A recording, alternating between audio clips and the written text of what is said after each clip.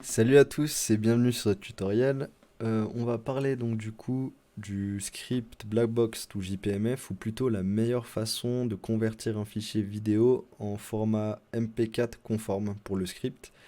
Donc pour ça on va utiliser un logiciel qui est connu de tous, Movie Maker. Donc vous me direz pourquoi utiliser Movie Maker en 2021. C'est parce qu'il permet de créer un profil de sortie très simplement. Donc on va voir ça tout de suite. Ici j'ai un fichier qui a été sorti du boîtier GH4 en 1080 60 images par seconde pour l'information, donc en point .move.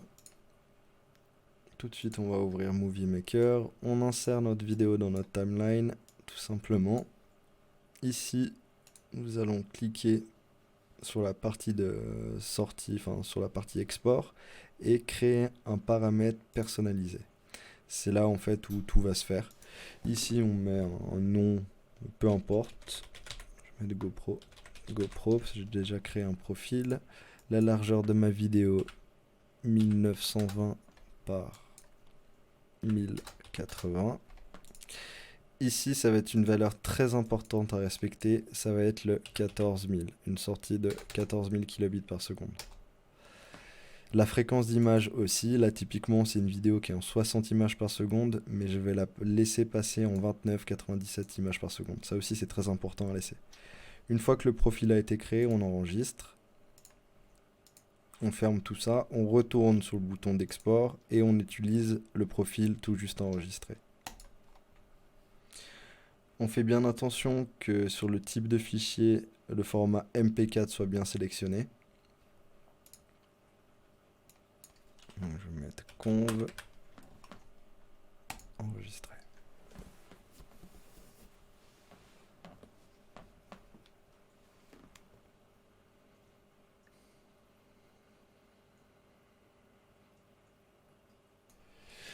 Du coup, notre fichier s'est bien converti en format MP4, donc conf.mp4. Tout de suite, on va aller récupérer les données du gyro pour les coller avec notre fichier MP4 aussi. Hop, je vais aller récupérer mon fichier qui a été converti. Maintenant, on va procéder donc à la synchronisation du fichier gyroscopique et de la vidéo. Donc tout simplement, là je vais me référer en fait aux hélices. Dès qu'il y a le départ d'hélice, je vais faire le set à partir de ce moment-là. Là, on n'y est pas encore. Là, hop. Là, je le vois sur cette partie-là. Je vois que j'ai mon hélice qui est fixe. Donc à partir de là, je vais faire du forward, enfin image par seconde. Je vais passer chaque image à la suite jusqu'à mon démarrage. Donc là, je sais que mon drone a démarré. Pour la configuration, enfin pour ma configuration, là c'est personnel. Je sais que dès que j'arme, ça active le gyroscope du drone. Enfin, ça commence l'enregistrement du gyroscope. Donc du coup, je vais quand même à une frame en arrêt. Parce que je sais que là, enfin, au niveau des millisecondes, ça peut jouer aussi. Donc vaut mieux avoir une frame d'avance qu'une frame de retard. Donc là, je suis en hélice fixe et sur la frame suivante, je suis en hélice tournante. Donc je m'arrête à du coup l'hélice qui est en arrêt. Excusez-moi, j'ai fait un reload. Voilà, hop. Voilà, je retourne là. Voilà. Donc ici, j'ai mon point de synchronisation qui est ici. Je l'attribue, je le fixe. Cette valeur-là, très importante, je la copie tout de suite. Ensuite, on aura besoin d'une autre valeur pour le script. Ça va être donc la dernière image qui est synchronisée avec le fichier gyroscopique. Donc là, on voit que c'est celle-ci. Là, je vais faire un petit play. Hop. Ok, je vois que là, j'ai un petit peu de neige sur le centre. Donc je vais m'aider de ça pour retrouver la frame correspondante. Je retourne sur mon fichier converti, je veux l'ouvrir et je vais à la fin jusqu'à l'arrêt. Tac, voilà. Là, on avait dit que j'avais un peu de neige au milieu. Il me semble que cette frame là est correcte. Donc je suis à 5,49.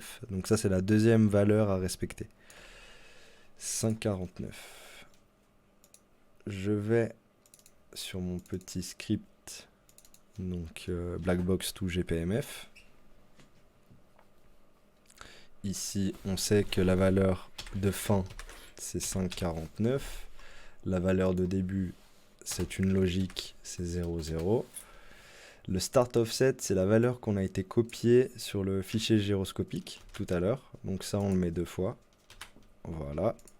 On va aller chercher notre fichier qui a été converti en MP4. Conf.mp4. J'ai failli oublier quelque chose, excusez-moi. Une fois que le set a été configuré, bien penser à faire l'export en CSV. Donc ça, en fait, ça va être le fichier gyroscopique qui va être lié au fichier vidéo. Donc je vais dans mon vol 2. Hop.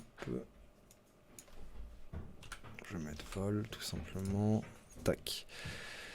Pour ça, maintenant, j'ai tout terminé. J'ai ma valeur de synchronisation, j'ai ma dernière frame, j'ai mon export en CSV. Tout est OK.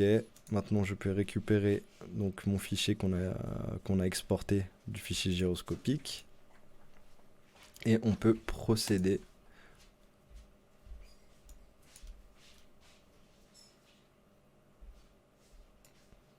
Donc on voit bien que le fichier a été généré, conv out, success. Donc des fois, cette partie-là n'est pas... Par exemple, j'ai voulu, tout à l'heure, j'ai voulu tout simplement laisser les mêmes frames, d'images par seconde que sur la vidéo originale, qui était de 60. Ça n'a pas fonctionné, ça s'était arrêté en fait à ici. Donc ça m'avait pas généré complètement le fichier. Mais par contre, en restant en 29,97, ça marche parfaitement. Donc une fois que ça a été fait, on peut tout fermer et enfin on peut passer sur le logiciel Real Steady Go. Le fichier qui a été généré par le script, il se génère donc pas dans le fichier, pas dans le dossier général où vous avez tous vos fichiers, mais il se génère bien dans un dossier du script, voilà, à côté de gp.exe. Là, on voit bien qu'il y a un fichier qui a été créé le 6/01 à 17h14. Il est 17h15, donc c'est correspondant. On va tout de suite procéder à la stabilisation. Donc, je suis bien dans Bureau, Tool, Windows, Conv Out, OK. Et voilà. À partir de ce moment-là, on sait que le fichier a été pris en compte et on peut commencer notre stabilisation. Voilà tout pour la conversion d'un fichier autre que MP4 conforme pour le script Blackbox2GPMF.